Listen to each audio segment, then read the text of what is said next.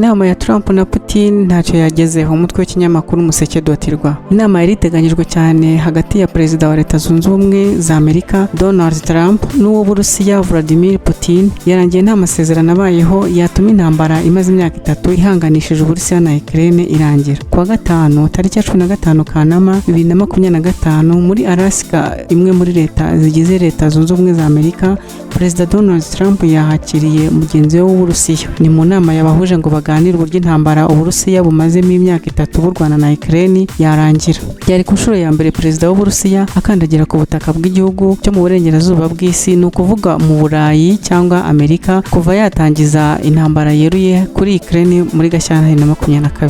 Nyuma y'ibiganiro byamaze amasaha 3 mu muhezo, mu kiganiro n'abanyamakuru, Perezida Putin yavuze ko yanyuzwe nuko yakiriwe muri Alaska. Yagize ati turabaturanyi b'ukuri kandi n'ukuri.